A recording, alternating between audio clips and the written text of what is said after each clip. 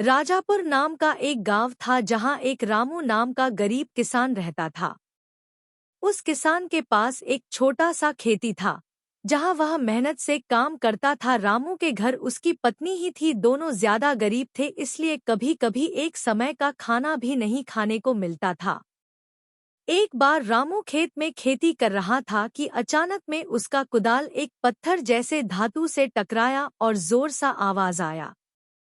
रामू चौंक गया और आसपास के जमीन को खोदा तो जमीन के अंदर एक मजबूत पत्थर का घड़ा निकला। रामू सोचा कि इस घड़े को क्या करूंगा। यह सोचकर उसे सेब के पेड़ के नीचे रख दिया। रामू अपना बाकी का काम करने लगा। दोपहर का समय हो गया था। रामू काम करके थक गया था। वह अपना खाना लेकर सेब के पेड़ के नीचे खाने आ गया और उस घड़े में देखा तो पूरा घड़ा सेब से भरा था। रामू सोचा कि इस घड़े में इतना सेब कौन भरेगा। ज्यादा ध्यान न देते हुए रामू सेब निकाल कर खा लिया और घड़ा बाजू में रख दिया। रामू जब सेब खा रहा था, अचानक में एक सेब घड़े में गिर गया और थोड़े देर में पूरा घड़ा सेब से भर गया। रामू पूरी तरह चौंक गया और समझ गया कि ये कोई सामान्य घड़ा नहीं है, बल्कि ये कोई जादुई घड़ा है। रामू तुरंत घड़े को लेकर अपने घर चला गया। घर आकर रामू अपने पत्नी को जादुई घड़े के बारे में बताया।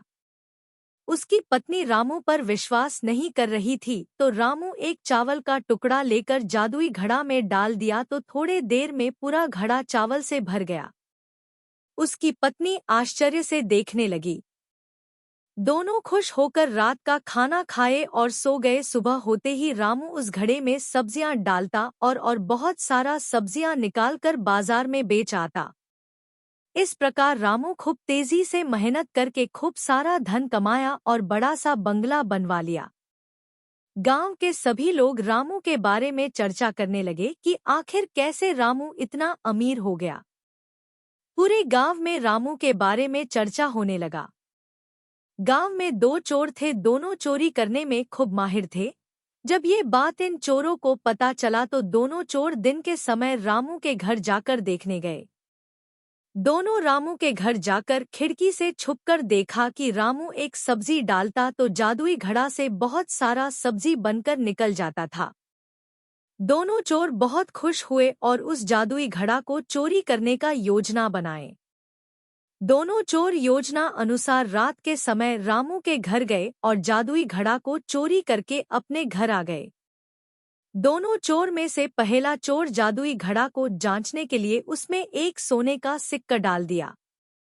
जैसे ही सोने का सिक्का डाला कि थोड़े देर में बहुत सारे सोना बन गया।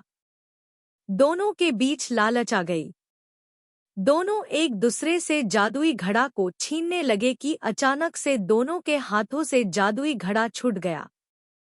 जादुई घड़ा गिरकर टूट गया क्योंकि जादुई घड़ा पूरी तरह से सोने से भरा था, इसलिए गिरते ही टूट गया। इस प्रकार जादुई घड़ा न पहला चोर का हुआ न ही दूसरा चोर का। दोनों जादुई घड़ा से हाथ धो बैठे। कहानी से हमें ये सीख मिलता है कि चोरी की वस्तुएं ज्यादा समय तक नहीं टिकती है। इसलिए कहते हैं कभी किसी के भी वस्तु को चोरी नहीं करना चाहिए और कभी भी लालच भी नहीं करना चाहिए।